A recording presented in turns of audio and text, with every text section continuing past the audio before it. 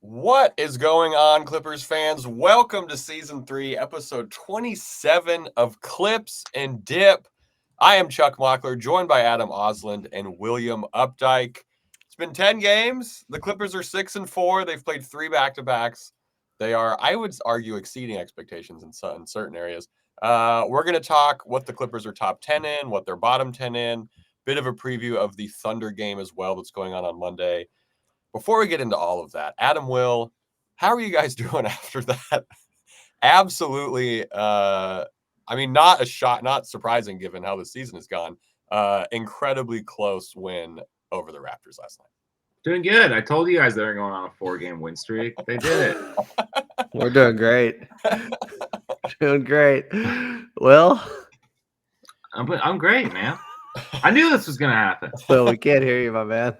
Oh, I can hear him. Oh, you can? Yeah, It's just me? Oh, I'm no. only talking to myself? I'm not hearing shit. Oh, no. Well, I can hear Will and I can hear Adam. Will, say I something can nice hear about Chuck, Adam. but not Will. Will, say Adam- something. Adam, you're looking very well rested. F Did you hear me. No. Oh, no. Wait, what is going on? No, I'm seriously not hearing Will. Oh, shit. Here, let me kick myself out and bring myself back in. You can I still hear thought me. you were right? laughing because you couldn't hear him either. We were just letting him go. No, I can absolutely hear him. Will's going to remove himself and add himself back in. If you're Hello? watching on YouTube, all right, Will, can you hear? Is this fixed? This is riveting. I hear him content. now. I hear him We're now. back, baby. This is Everybody hears riveting each other? content for the listener. Thank God this happened in the first 5 minutes. If you're watching us, you got to see Will pop in and pop out over at youtube.com/AdClippersPodcast. If you're listening, just a fun treat where Will and I got to talk and you could hear Adam, not hear Will as well. I thought Adam was doing a bit. I wasn't. It would be a great bit. That's wild. Why could I not hear Will, but you could? A lot of Good people stuff. couldn't hear me when I said, "Oh, maybe it's our year. Oh, this team's about to go on a 4-0 run." I'm feeling good. The Clippers, like I said, 6-4. They win the back-to-back, incredibly tense games. We saw late turnovers up in Sacramento that prevented some rest for some key guys. We saw clutch Terrence Mann defense last night, which was great. KPJ had his best game as a Clipper, I think, probably. People couldn't hear me. Okay.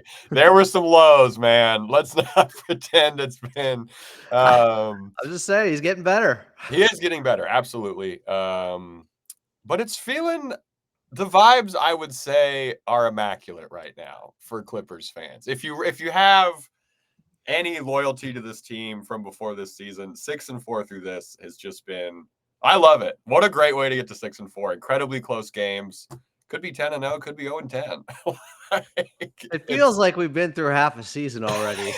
well said. That's what it feels like. 10 games. What? Are you sure it's not 41? We have so many games left. We need to talk about what the Clippers are top 10 in and what they're bottom 10 in right now. We're going to start with the good stuff because they're top 10 in some surprising things, I think. We are going to talk about Norm as well because we're going to talk the best Clipper through 10 games. But I think Speaking of top 10. Yeah, I think we all know who that is. Through 10 games, the Clippers are top 10 in defensive rating, offensive rebounds per game, offensive rebound percentage, defensive rebounds per game, defensive rebound percentage, 3-point percentage, and pretty much every single opponent shooting stat, which means their defense has been good, obviously, with the top 5 rating they have right now. I have my answer for what sticks out to me as the biggest surprise after these 10 games. But Will, what sticks out to you from the Clippers stats? Maybe it's a different stat from these first 10 games that you can maybe help point to their success. Well, I mean, I think one of the most surprising thing has been the rebounding turnaround from, especially, not having Kawhi Leonard to start the season, no longer having Paul George in the lineup, a much smaller starting lineup, that I definitely had my concerns about, had to eat some crow on that. But that is something that's really stuck out to me because that's one of those things, like, it's a little bit hard, I think, at times to quantify a defense in terms of like just looking at stats or standings. Of course. But I've talked about this a little bit before, but like the Clippers, like just with how their margin for how they're out rebounding teams can keep them in a lot of games. And I think that's just been something that's really, really impressive. And we know, James Harden has said that was something that Van Gundy imparted on everyone. Like, look, we're going to need you to have a bigger role rebounding for this team. Like, it's super important. So it's been one of those things too, right? I think Chris Dunn referenced that yeah, it's just one of those things that I would not have thought especially when we figured out what this starting lineup was going to be coming into the season. I would not think that they would be a top 10 rebounding team in both categories. Like I could see them maybe sneaking into like a weird offensive rebounding once or something, but certainly to be top 10 in both. I am impressed by. I think I was not expecting. That was going to be my thing, because I think anyone preseason, right? Like Adam, we were kind of all told, and we heard from Ty Lue, like rebounding is going to be the focus. Like we need to get better at it, and it's not just boxing out. The rebounding is what sticks out to me. Adam, what sticks out to you? That everybody wanting a power forward were wrong. No, it is the rebounding, kind of because of that reason. It has not played out that way, where just because they're smaller out there, they're being feisty, they're boxing out. And maybe it makes sense because Jeff Van Gundy knows that rebounding is a part of defense, and their defense is so good, and that's just part of the deal. If you're going to be a great defense, you got to close out possessions, you got to be able to rebound, and they've been much better in that area than I ever expected. That's for sure. I'm hoping it holds up. If there was going to be slippage in an area, besides just Norman Powell's percentages going down at some point, I would assume it would be with rebounding. But so far, so good. Yeah, I like that you mentioned, because they're, as rosy as things are right now, we talk about fatigue, right? We talk about the amount of minutes. I mean, the minutes in the back-to-back that Harden and Norm had to play was quite a bit for two guys who were asked to do so much. And when it comes to legs and stuff like that, I like that point of maybe that should be kind of the indicator if things are starting to slip, as the rebounds go down, just because guys can't expend as much energy as they are on the boards. Yeah. But, if season legs kick in for Harden and it balances out at the same time, then I guess we're good to go, right? Right, yeah. Comment section? It all floats up, right? Everything, a rising Harden raises all ships. In this case, I think that's incredibly true. I love seeing that we're fourth in defensive rating. Obviously, it takes longer than 10 games for something like that to solidify in terms of like what it actually is. But for what we were sold in the preseason, this is a defensive-minded team that's executing at an incredibly high level. You look at what, the top scorers of each team have scored against the Clippers when they've played, and it is not really that close to their season average. And that's not just a one-guy thing. We love Chris Dunn. We love Batum out on defense and Derrick Jones Jr., what he can bring. But this is a whole collective of guys being incredibly annoying to score the basketball against. What was the stretch, Adam, last season where the Clippers looked like a top 10 defense? Was that about the first 11 games? Oh, that is before Zoo initially went down. And again, I'm not trying to rain on anybody's parade. No. I really like. I've had a caveat before. It takes longer than like I'm hoping that they can stick with this, and they can stick to this. I do think we have seen a lot of back-to-backs in this 5-game stretch, or this 10-game stretch, which is which is pretty alarming. I do get concerned about the longevity, especially just given like how far off this team was able to fall defensively last year. I'm not saying that this is the same team. Obviously, much different makeup, much different circumstances, and like personnel-wise, completely different. It definitely has been built with a defensive intensity in mind. But I don't want to completely throw caution to the wind yet, because there was a Clippers team that once upon a time looked pretty good defensively and then never looked that way again. I will say, I think for the eye test, this first 10 games, because if you look at it holistically, right, it's bench and starters. I agree. There very much could be a wall coming. We're going to talk about what they're not top 10 in the next segment. But yes, that's a great way. Once upon a time, there was another Clippers team that was top 10. Yeah. Basically, if you take out the first 11 games from last season and just go last 71 games, they were 21st defensively over the last 71 games of last season. So there was a precipitous fall right after the beginning. So I do think it's worth bringing up. Is the roster different? Is the personnel different? They got Jeff Van Gundy, yes. But could there be some slippage from fourth? with still not having Kawhi for a while and like guys Sure. tiring out, I could see it happening. It's not the craziest thing to think that the defense won't remain fourth without Kawhi Leonard coming back. Like my prediction was top 8, like not top 5. So we'll see. Top 8 is great. I mean, yeah, sign me up for that. 8th in 3-point percentage. They're nowhere near the top 10 in 3-point attempts, which we're going to talk about. But that's been another kind of hallmark, even during the Doc years, was low 3-point attempts, pretty high efficiency. They were always kind of in that 20th rank for attempts and usually within the top 10-ish for efficiency. Part of this is because of Norm Powell, who we're going to talk about in a sec. Part? What? Go ahead. Part? Yeah, a small part. Well, we can get into that right now. So, I mean, the best Clipper through 10 games, there's no question who it is, right? Clipper? Best player. Hey, it's a Clippers pod. We got to drill down a little bit. I saw this.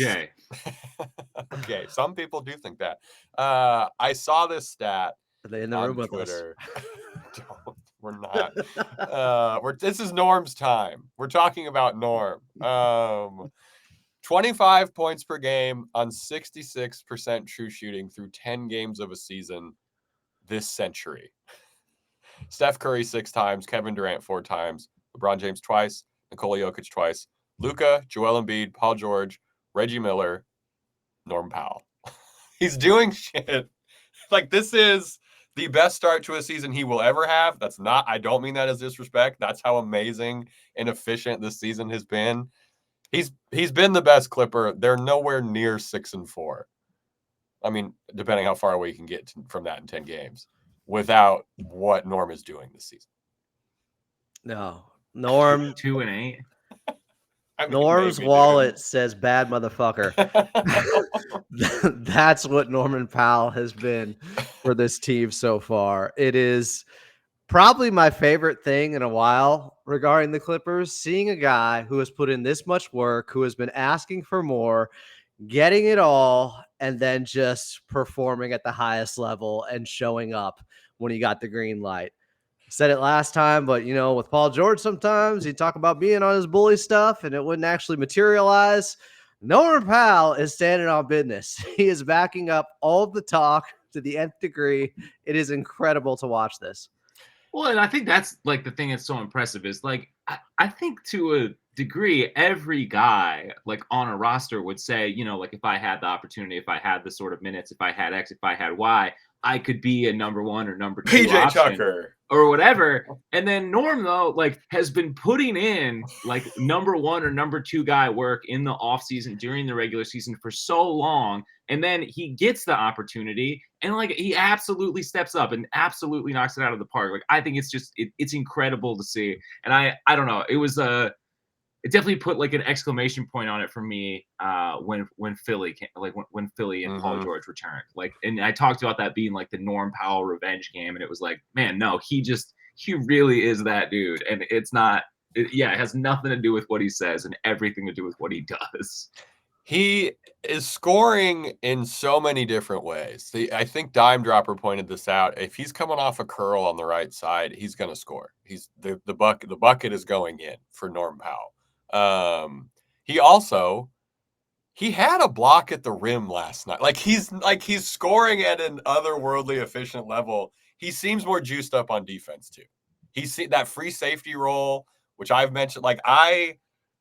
This start by Norm Powell is fantastic in like every facet of his game. Is he a better defender than what we got out of Paul George last season? Just looking at last season, the responsibility is a little different. It's a lot different. So I don't know, but yeah, fuck it. Who cares?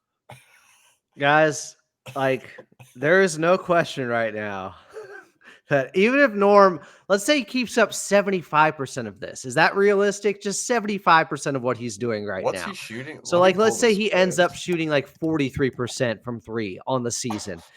And he's at like 48% from the field or something like that. Yeah. Like if he does that, whatever it is. Yeah, 22, 21 points per game, still really efficient, just not, the craziest efficiency ever in a century. What you're looking at is a guy who, I did say this before the season started, but I wasn't sure if it would happen. I definitely didn't think this was going to happen. The easiest path to making up for losing Paul George is playing through Norm and him filling the void. I did not think he would surpass what Paul George was doing in many ways. And if you look then just contract wise between the two, there's no question you'd rather have Norman Powell than Paul George. There's no question when you add in the context of contracts and podcasts. Norm's is great. Dude, I love the Norm. The best in the league, honestly. Yeah. The best you can aspire to in the league. Paul George had a quote which made me so. It was just such a Paul George thing. Just really quick, he said that the Sixers were in a sinking ship, and I was like, "You played on a team who's named after a ship for how many seasons, and you never made that quote? You couldn't save that. You couldn't use that metaphor when you played for a team that was ships." God, it just frustrated me. I think that's the epitome of how Paul George's brain works, and maybe my brain. So Norm Powell, clearly, no question, the best Clipper through 10 games. Who's been the second best? Zoo? No, it's Harden still, even with those shooting percentages. Even with the shooting percentage. I honestly don't know. I think you can still make the case that Harden is the most important Clipper. Norm has been the best so far. Yeah, agreed. You're not going to hear an argument from me against that from me at all. I agree with that. Well, if we're making that distinction, then I guess you could say Zoo, but I still think it's just Harden has so much that's required of him. Zoo's not doing this if Harden isn't helping. He just affects everything on the offensive end. Like, I honestly think they would score like 80 points per game if they did not have James Harden. Yeah, and that's about right. What about that? What in that scenario? What if Zoo's putting up 45 of those 80 points? I don't think he can do it. I'm a big Zoo guy, but I don't know if he could do that. Yeah, I like you. He just needs to be shooting from the outside more. I think is the thing. Bro, we've seen the pregame hook shots from just inside the 3-point line. He's drilling those every time. Yeah, this is great and all, but where's the Zoo mid range? I mean, God, what a failure. I like the argument for Harden makes sense because even with the percentage woes, he's still getting assists. He's still not a slouch. He's the most essential. Like he is still. Yeah, which is a different argument than best through the first 10 so far. But I think Zoo is a close third because Zoo has been the best that Zoo's ever been right now. He's close to leading the league in boards. He's incredibly efficient. He's playing good defense. He's closing. It's close. It's a nice problem to have. And what's crazy is, like, if Harden turns his shooting around, which I expect him to some degree here. Absolutely. He will. I don't think it's going to be what some people are saying. He's just going to hit the ground running all of a sudden and his season legs are going to kick in. He's just going to be more efficient than this. When that happens, okay, what are they offensively right now? 21st? Yes. Like, 21st, what are they exactly? Like, if Harden is just average offensively with his shooting percentages, then what does that mean for them? Yeah, 45%-ish. Yeah. That could be an incredible boon for this team. Like, then if you have some slippage on the defensive end, maybe you're okay. Maybe it levels out. And you look at his 3-point, he's shooting 29.6% from three. That's around 10% lower than what he usually shoots. It's not sustainable how bad he's been. Now, I do think there's a reason. It's not for no reason at all. It's he's having to do so much. He's fatigued. There is no Kawhi. But I still think even with all those things, those factors, that he can still be better than this moving forward. Like, this probably is the bottom end of his efficiency.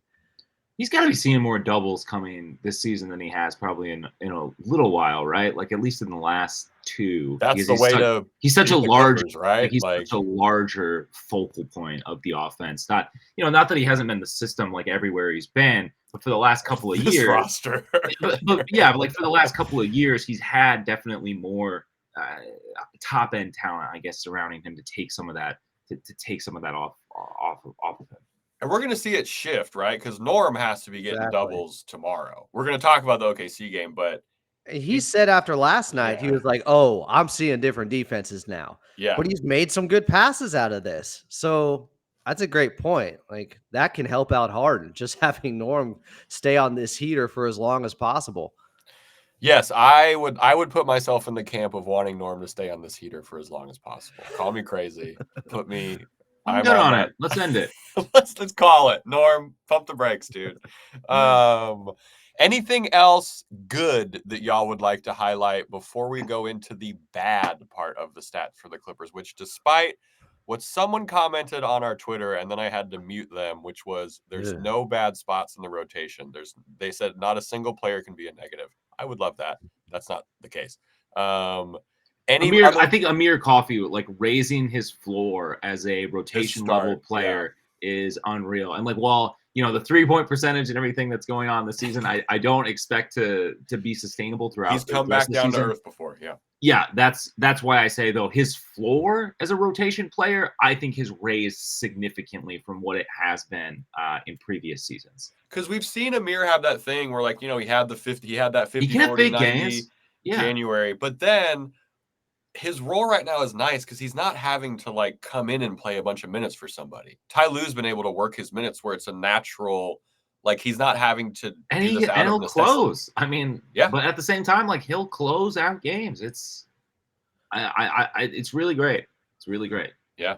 I think Derek Jones Jr. and his outside shooting carrying over from the playoffs so far has been big. Like I always wondered regarding the signing, a lot of it comes down to, can he just be league average or above from the outside? Can he just do that?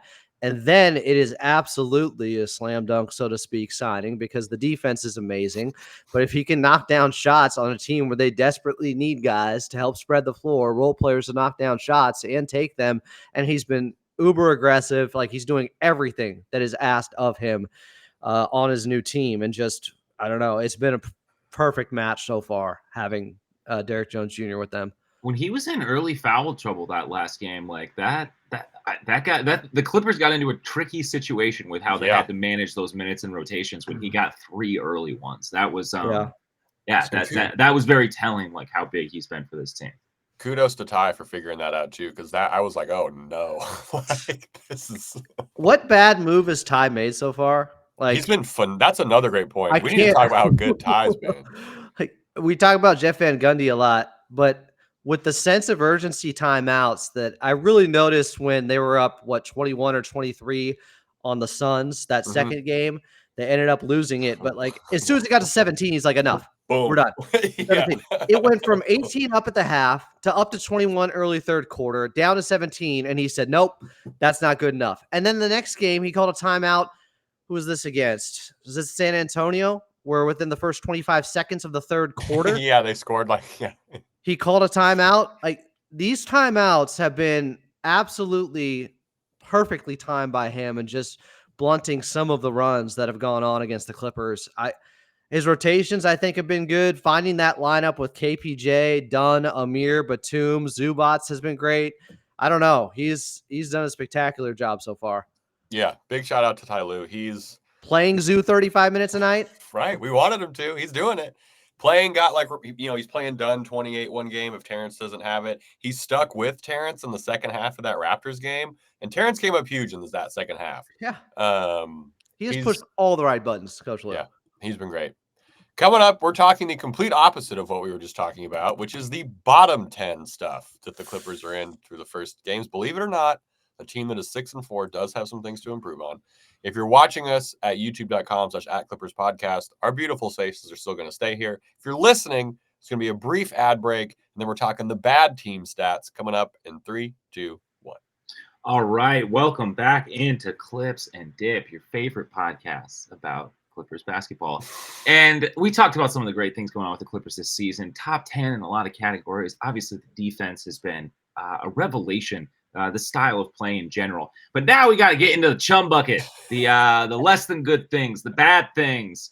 These are some areas where the Clippers are bottom 10. No team is perfect. And certainly the Clippers, as currently constructed, have their issues. But where do we want to start with this? Should we start at do we want to start at the bottom of the bottom, which I think these two are kind of recurring things for the Clippers team. I just want to start with pace at 29 because that's the one that actually kind of surprises me the most. The pace in watching this team feels a lot different than it has in other seasons. And I think that's like just being able to get some of the easy buckets, We see, more transition play, a little bit more athleticism, people being able to get in front of Harden. But the pace still hanging around that 29th area. So about as slow as you could possibly get, which again, not completely surprising, given the history of this team and certainly having an older team. But I am surprised that it is that slow. Yeah, I think you're fair. I think that's fair. The eye test doesn't show I it could that see slow. that because they've had more hit aheads or at least stretches where obviously they're getting some points in transition, and it feels like they're getting more points in transition, but We've I been think it's about the guards. same. We've also, like, aesthetically, I think there's a difference too, because the Clippers aesthetically in transition were horrifying the last couple of years. They couldn't run a 3-on-1 effectively. And now we have half court oops. We have things scoring when they're supposed to. So yeah, I wonder what the difference in fast break opportunities is from this year to last year, and what the efficiency was from this year to last year. And like maybe there's just less opportunities or being more efficient with them this year. Yeah. I bet that is the case. I think you're right. But 29th is like, I was like, damn, like, I would have thought 25th, which I understand isn't that big of a jump. Honestly, though, yeah, like I wouldn't have guessed top 10 or anything. I would have still guessed bottom 10 in terms of pace in the league, but absolutely not 29th. I honestly don't think when people try to, equate pace with like the higher you're up in pace, the better you are as a team. Oh Cool. yeah, I don't want it. I mean, Yeah. The Bulls, No, I wasn't saying the that at Hawks, all. and the Wizards are top 3 in pace in the NBA. Right. OKC is there. Okay. Memphis is there, but then Utah, another really bad team. Denver is there. Toronto, another really Toronto's bad ninth, team. right? Yeah. Like it's a mixed bag. Like its style of play doesn't necessarily tell you on whether or not you're a really good or bad team. Totally. It would be, but I see the point of, it's an emphasis coming into this season, so it's a little bit surprising that they're even lower in pace right now. Yeah, and that'll work itself out. Again, I don't know pace. I don't know how many games that takes to kind of solidify and stuff like that. Justin Rousseau told me pace is one of the fastest ones in the league. Shit. Shout out Justin Rousseau. He said a lot of times it's about a 4-game sample size. The pace is fairly well determined, and like obviously there can be some variations or gradations in that. Sure. But shout out Justin Rousseau who knows these types of things. Yes. So yeah, the Clippers are Does a it count? slow team. Does it count if you don't have your full roster? Because PJ's at home. Kawhi hasn't played. We'll get 4 games of Kawhi. I don't know. Yeah. The one that I think the Clippers are also, there's 3 that I want to talk about that I think are pretty important. 29th in field goal attempts, 27th in three-point attempts, 28th in turnovers. The turnovers have Ty Lue visibly upset in some post game. That shit's got the turnover one is the realist though. Like this has just always been on every iteration. People 100, the realest turnovers.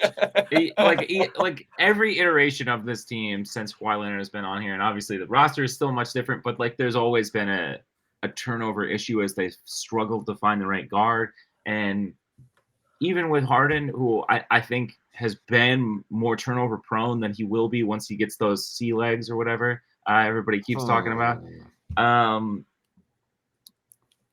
I don't think it'll be this bad, but it's not going to be great. No, a lot of They'll this still be bottom 10 in turnovers, I think, per game. It's the fourth quarter. I mean, they're averaging in the fourth quarter, I think, over 5 turnovers per game. In just that quarter alone, 5.3. That's 30th in the league. It's execution down the stretch. I think some of it is just simply when the other team plays their hardest, it's way harder to execute. And that's the Clippers being exposed a little bit by not having enough offensive talent with ball handling. Yeah. But they could still be better than this. There are still some absolutely head-scratching turnovers that they could do away with. And some of them are definitely coming from James Harden. Some of them are coming from James Harden, and then some are coming from when it's late in the game and someone else has to initiate the offense. And then Derrick Jones Jr. or someone's bringing the ball up and tries to throw an entry pass into Zoo that gets tipped, and it becomes, the other team's ball. Like it's or Amir Coffey throws it into the backcourt looking for Zoo coming into the front court. God. Yeah, what did I say when we did that we're throwing inbounds passes out of bounds, which is incredibly difficult to do. That's what I think you're right. I think we're going to be hanging out at the bottom 10. When we do the 20-game stat look at, I would be surprised if we're above 23rd. I actually think that number is even more damning because they play at a slow pace. There are less opportunities for turnovers. It's kind of like assist to turnover ratio. Teams that are high in assists usually have a little bit higher of a turnovers per game, maybe not rate, but that is a little bit scary when you're that low in pace and you also are that high in turnovers. So for turnover percentage, which is an estimate of turnovers committed per 100 plays, 29th. So it's the turnovers seem pretty real. The field goal attempts and 3-point percentage, or in 3-point attempts, are we hanging out in the bottom 3 this entire season? Well, field goal attempts ties right into pace and Right. turnovers, so I'm not surprised by that. 3-point attempts, though, like a lot of that is because they're 11th in points in the paint. Like Right. they're not taking Killing as it. many because they're destroying. They were higher, but I think it's starting to balance out a little bit more Yeah. because they've been hot from 3 the last 4 games now. But Right. You shoot 44% as a team. It's like you should take some more. It just depends on the efficiency, right? I mean, because like this team, when it was its best offensively, was still in the middle to bottom range of field goal attempts and 3-point attempts, and it's just all efficiency has been the name of the game. So I think it just depends on how much that ends up slipping as to how concerning that really is. Yeah, because I don't think they're gonna like if they start shooting poorly from 3, we're not gonna all of a sudden be like, oh, let's start taking more threes. Yeah, and like I mean, there's times where the ball sticks, and there's certainly guys, Terrence, who like you would love to see like pull the trigger a little bit sooner. That was the worst cough cover. I love that. But like I don't see them being able to like drastically improve in this area, given, as Adam said too, like the pace. And yeah, I don't know how they're going to be able to get more shots up, especially with the rebounding being already what it is right now. Right. Well, I did ask Coach Lou, I think after the first 5 games or something like that, with how do you balance wanting to take more 3-pointers, but you're also killing it with points in the paint. And he basically said, well, I'm okay with taking less right now because we've been so good with points in the paint. But if that starts to go the other way, I think what he was implying is then you got to start taking some more threes from the outside. You do have to play the analytics. But I hope there's a decent balance there. I think how many attempts are they at per game, 3-point wise right now? Let me check. They weren't in the bottom 10. I think it's still up from last season slightly. I believe I would have had it in there if they were bottom 10 in 3-point attempts per game. They are nope, I'm wrong. They're 27 from 3-point attempts per game. And how many is that at? 32. 32. That might be then one below where they were at last season. Let me check. That would be Oh yeah, so 33. 33, but 33 was also 21st last season, and they're at 32 now, and they're 20 whatever. So not a crazy margin. Yeah, we're talking about one difference, but I don't think they were as good with points in the paint also last season. So no way. It would make sense that they're taking slightly less threes. I just hope that Coach Lou used to always stress that it's about taking the right type of threes. But I think coming into this season, they're like, well, we can't really do that anymore. That was, the luxury of having a great offense where you could pick and choose how to attack and dismantle teams. Now it's like you do have to play the analytics to some degree. You do have to stretch the floor out there and help out James Harden so they could run high pick and roll. You got to put up some threes. But if they're still hanging in there with close to being a top 10 points in the paint team, I don't see it as that big of a deal currently. We'll see where it goes. They're 23rd in points per game, 21st in offensive rating. I mean, that's the one that matters. Like all the other stuff. Yeah, because the other stuff's dependent on like pace. It's like, okay, yeah, they're taking less shots because they're playing a slower pace, but how efficient are they every possession, offensive rating? Honestly, that's a lot of norm still. They could easily be bottom 5 offensive rating. Yeah. What do we see? Let's call it at the 20-game mark. Not, it's only 10 more games. I still think they're going to be creeping around 17 to 21 or whatever. Because Kawhi, mean, Kawhi's not going to be back in the next 10 games, I don't think. Probably not. So I think they're creeping around that 20 number. Yeah, honestly, I'd sign up for it. Like if you Yeah, that's a good point. if you can stay around a top 5 defense, but your offense is around 20th right now, you're kind of hanging in there. And then if they could just execute better at the end of games, like what's their offensive rating in fourth quarters right now? I'm interested in seeing what that is. Like how much of a dip are we talking just at the end of games where they've had these bad turnovers and missed free throws and stuff? They are 26th. So yeah, they're worse in fourth quarters. That's problematic because I think in first quarters, let's see where they're at. First quarters, they're 14th offensively. Damn. And their half court offensive rating, this is from Shane Young. Shout out Shane Young. 91 in the half court. Yeah, that's awful. that is bad in the 80s. Like that is like which one of these is the biggest surprise? They're 21st in blocks. They're 20th in free throw percentage, which is another thing that makes all of these games stressful. Last night against the Raptors, my heart was in my damn throat. That was brutal with the missed free throws. The free throw is troubling. And that's they should be better stat too, I think, right? They started off the season, though, so bad there. They were bottom 3, like after the first 5 games, and Zubats was shooting like 50%, and then he had the game where he went 5 for 5 and kind of made up for some of those missed free throws against Portland.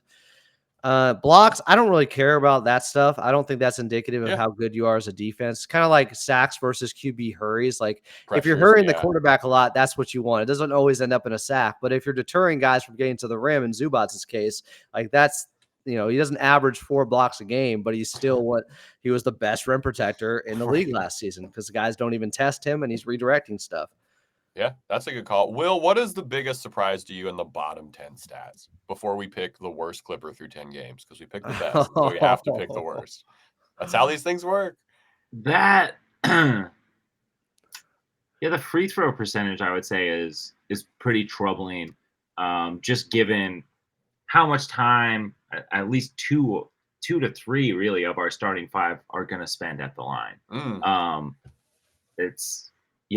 especially for an older team, a team that struggles so much in pace and getting shots up, they really need to be making the most of the free opportunities that they have if they want to get, out of the bottom 10 offensively. And I really think like if this team could just get into, say, the bottom half offensively, like let's say 16 or 17, come on, then maybe 18. All right, I won't be greedy, and can maintain a high level defensively. Like I think you're kind of cooking on something that's at the very least going to be very, very annoying for opposing teams as we get closer into the closer into the postseason. So that is one.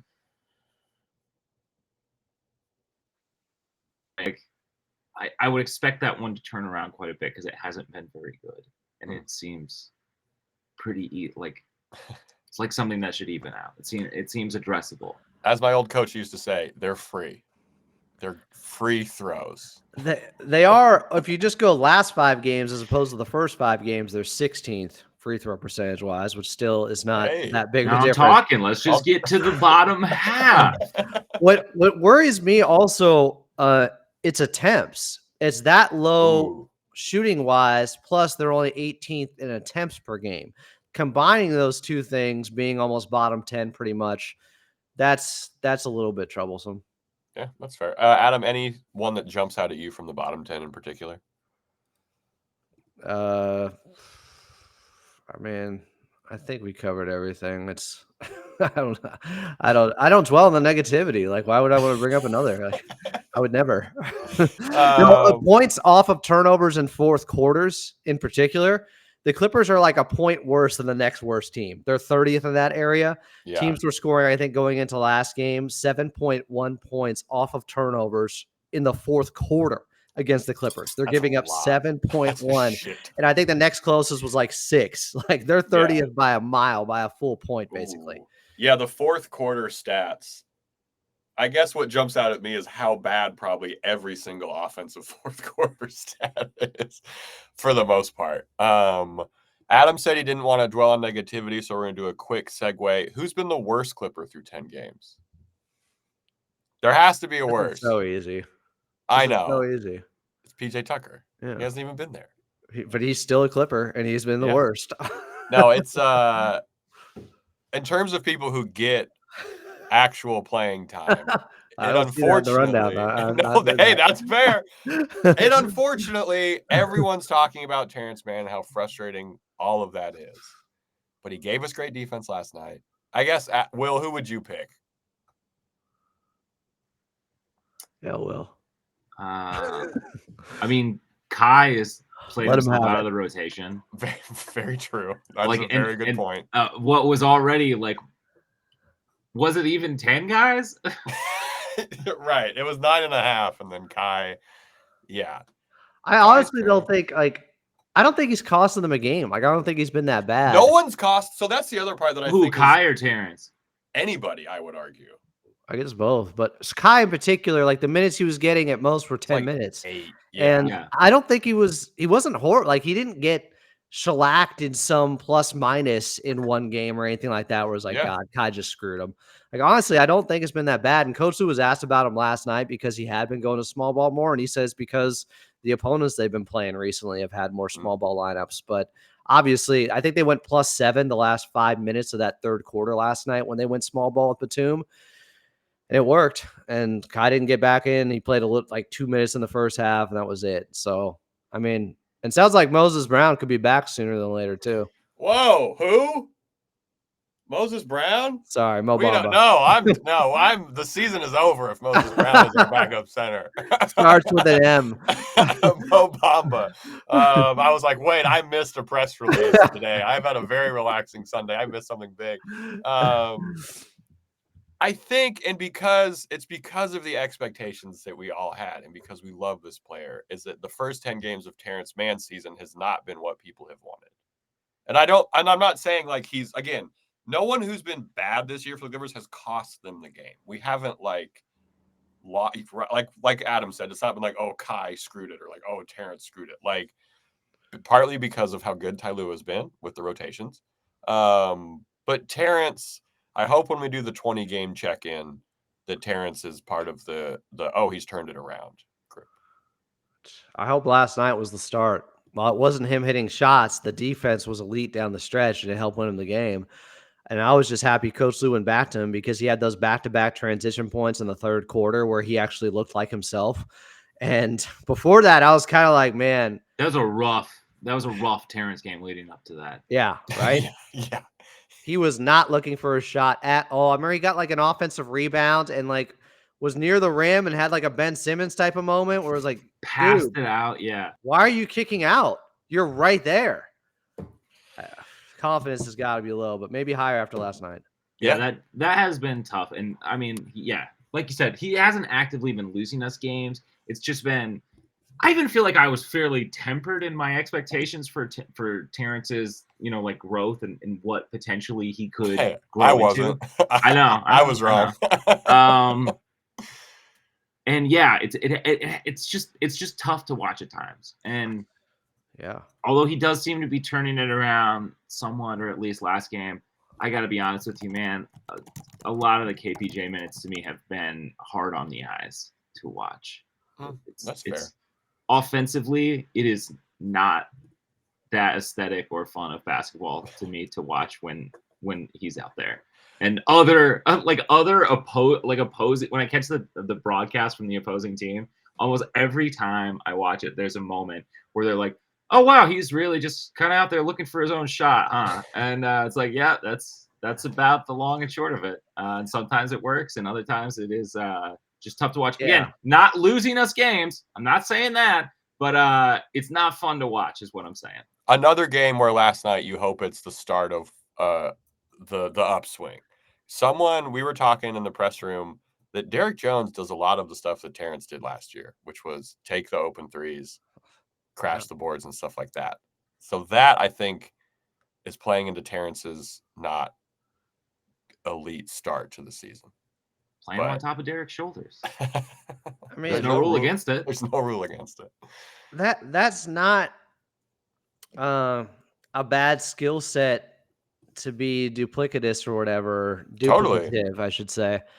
Duplicative. I think that's something Diplodocus. where you can't have enough of those guys. It's just Agreed. Terrence is not doing enough of it right now. And honestly, I do think if you really think about it, based upon expectations and contract and minutes given, Terrence has been the worst Clipper so far and with the most room to grow, you could say, after the first 10 games. It has been like, if he got benched at this point, I would be like, whatever, like put Amir Coffey in, put Chris Dunn in. It is earned. At what point do you go, well, one side of the argument is, hey, he does this every year, guys. He starts slow every year. Don't you guys realize this? It's like, okay, great. So every year, so that's 20 until 20 January. 20 games. So over 3 years, that's like 60 games of him not playing like himself over just 20 games starting off each year. That's not great. That's really frustrating. Plenty of time to turn around for Terrence. Yeah. It's going to be interesting when Kawhi comes back, what the starting lineup looks like. But I think right now, to your point, Adam, it's probably Kawhi coming in for Terrence's spot, and Terrence going. Oh, that's a done deal. I mean, doesn't seem crazy. Don't let us know your thoughts on the worst part of the Clippers seasons. Let us know your thoughts on the best part of the Clippers seasons. At ClippersPod on Twitter or over at youtube.com/@ClippersPodcast. Coming up, we're doing a very quick preview of Clippers versus Thunder. There's going to be an audio break. Visually, we'll still be here, but audibly, there's going to be some ads coming up in 3, 2, 1. Welcome back in. It's Clips and Dip, Season 3, Episode 27. I'm Adam Moslin. We got Chuck Mockler and Will Updike, who I can now hear. We can all hear each other. Everything is fine. Clippers taking on the OKC Thunder again for like the second time in a week. This time in OKC to start off a 3-game road trip where they got a 2-gamer in Houston coming up Wednesday and Friday, but OKC tomorrow on Monday. And it looks like the Thunder will be without Chet Holmgren as he left the game against the Golden State Warriors today on Sunday with a hip injury. And by the way, he was helped off the floor. You just wouldn't expect him to play again on a back-to-back. Hopefully he's okay in the long run here because obviously they're also short on bigs already without Hartenstein. So this is a really big loss. And hey, do the Clippers need to feel bad for anyone? No, you have to take advantage of whoever is playing, whoever is in front of you, whoever is able to go. So they got to go all out now and have a better opportunity to win this game, I guess, if Chet Holmgren's not going to be available. So take advantage. Do what you can. Feed Zoo. They didn't do it last time when Chet was on him. Well, they tried in that start of the fourth quarter. Yeah, that's true. The Clippers lost 105-92 last time. They lost 10 turnovers by 10. There was just no flow offensively. They also led by 13 in this game. Yeah, like this was a game where you see kind of what maybe the best team in the Western Conference right now looks like. But again, the lack of bigs could be an issue. The Thunder are already not very good at rebounding. Opponents grab more rebounds per game versus the Thunder than anyone else. Chet's not going to be there. I don't know. The biggest thing that could go wrong for me is that the Thunder are the best defensive team in the league right now. And they're very fast, which feels like two things that don't equal. And none of these games are going to be easy, but the Clippers version of easy does not exist against this Thunder team, even with Chet out. Fear does not exist inside the stadium. They are still the best defensive team, and they've actually widened their margin versus the second best defensive team. They're at 97.3 on their defensive rating. The second best team is 106.5. Are you kidding me? Quad 106.5, the station I used to listen to for alternative rock in the 90s, is the second best defensive rating, and that's Golden State, who they're currently playing right now. But they're going to lose to, I believe. God, that makes tomorrow even tougher. I was really hoping they'd win that game. But they're not going to have Chet tomorrow. I mean, yeah, the speed that they play with, them just focusing in more or maybe more outside shooting. I mean, Chet does that too. But they still might put up even more threes without him. I don't know what their big adjustment's going to be because it's just a funky situation without him and Hartenstein now. That's really tough. It's just a funky situation. Will, how you feeling about this game? Not great. I think that I think that this Wait a one is second. gonna You be- of all people? It's our year, dude. Whoa! They don't have Chet. It's our year. I think that this is going to be the end of the Clippers win streak, but they're going to put up a good effort. I'm going to be proud of my guys. What did Norm have against OKC last time? He had 24. He went 9 of 14, shot 50% from 3. He's going to double it. He might have to. I mean, we don't know what the team's going to look like. It's going to be interesting. Clippers Just do have say, the rest it's- advantage. It's not a good. There is the rest advantage. It's not a good. This isn't a good matchup for the Clippers. They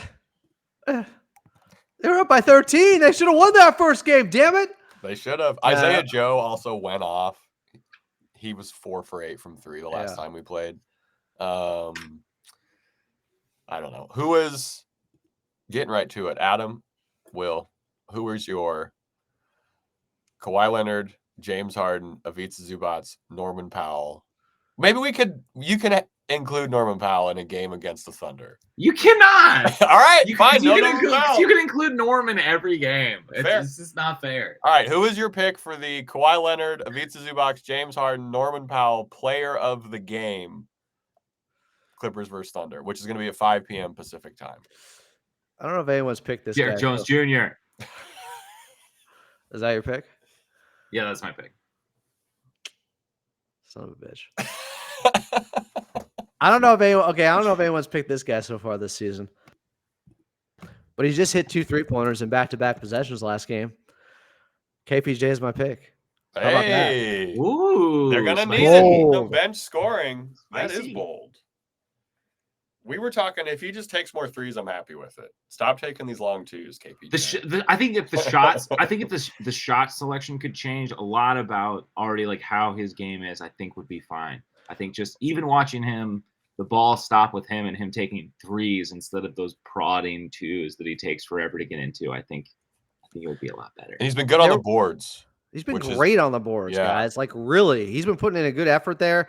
There were And defensively overall, he's been putting in a good effort. Not a liability, which is huge for this Clips team. Yeah, how about that? Like, Zubac praised his defense last night and also said something really interesting. Even Zubac, I guess Norman Powell said this as well post-game, but they both said you don't have to dance so much. You can make a guy, you can shake a guy with one move and go. You don't have to keep dancing. And you kind of saw that. Like, he was being more decisive. And if that changes, if he can figure that out, I do think it's been kind of impressive where he started the first 3 games as to how he's looked maybe the last 3 or 4 games. He's on the There has upswing. been definitely a change. So if it keeps going in this direction, it's going to look like Coach Lue and the Clippers were right to invest. So you're going KPJ. Will, you're going Yeah. Derek Jones Jr. Damn. You got nothing. I You got haven't grasped my PJ. straws. Terrence turnaround, part 2. I'm not there yet. I think it's Amir Coffee. I think Too it's got to easy. be Amir. Too easy. Okay, look. I think God, it's he's on the Amir. exempt list. No, Amir's never on the exempt list unless he shoots 50, 40, 90 for the month from November 11th to December 11th. Soon you're gonna either be able to pick. You can pick Christie, you can pick Brown, or you can pick Miller. All right, Yeah. those are your 3 choices. That's it, baby. We got to rotate. Wait. Name. I'm switching mine because we haven't even mentioned him. We mentioned him briefly in the beginning. Chris Dunn. We That's did That's not. a good call, actually. He's We gonna did be not the talk best. about done enough this episode. So Yeah. sorry, listeners. That might have been his worst Kudos game, for that. and it was still pretty good. Yeah, I mean, He had the steal on RJ Barrett for the dunk. which 3-point everyone shooting has been so needed, especially Yeah. like with KPJ handling the ball so much. Like it's that steal on RJ Barrett, I felt like everyone at Intuit Dome was like, "Good luck, RJ." Like as soon as he started, as soon as he was like, "Get out of the way," it was Speaking like of too much dancing. like, dude, you're going against Chris Dunn. He's gonna take the ball from you. So I'm going Chris Dunn, and love that. I think I'm right. Sorry to all the Dunn heads. We did not talk enough about Dunn. Yes, but we're not anti heads right here. Yeah. Knock on wood, he plays well, you know. That about wraps it up for us. The Clippers do have 2 games versus the Rockets after they play the Thunder tomorrow, both of them in Houston. Probably going to do a Thursday ep for y'all and some post-game hangs. It was a fun time on AM 570 last night, Adam. Thank you for having me on, despite what Will's contract says. Well, you ripped it up, so what was I supposed to do? Hey, they told me it was ironclad, but I said, this is just paper. Not the way it works, pal. I ate it. Talk to my notary. Will, where can these people, now that the Clippers have solidified themselves as contenders with a 6-4 record over 10 games and one of the better defenses in the entire league, where can people demand that their significant others, employers, postmen, post people listen to this so that they can relate tell your to father it's time to take the Clippers seriously. You can listen to them over at Apple Please Podcasts do. or on Spotify.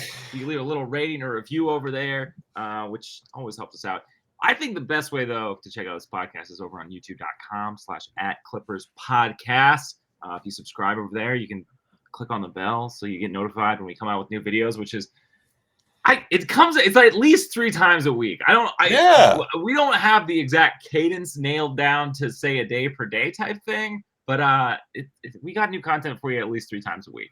But however you listen to the show, we appreciate you. We really do. And before we let you out, some of us have tomorrow off, which I'm going to enjoy. Adam, one positive thing for these Clippers fans after this wonderful weekend. You know, if you guys want to come for me, I said they'd be 5-5 after 10 games, or at least I'd sign up for that. And they're 6-4. So big fraud right here. Sharpen the knives, folks. Sharpen the knives. Sharpen the knives. No, they're 6-4. They're 6-4, and they could easily be 7-3. Now they could easily be 4-6, but they are 6-4. I mean, I don't want to quote Bill Parcells, but in this case, maybe you are for your record. Or what your record says you are. Like maybe things have kind of even out with games they easily maybe should have lost, and then some games they should have won, and now they're at 6-4, and it feels about right. Yeah, it feels about right. Thank you for hanging out with us. We will be back for y'all in some form, probably post game after the Thunder game. Yeah, as always, thank you for hanging out, and let's go Clips.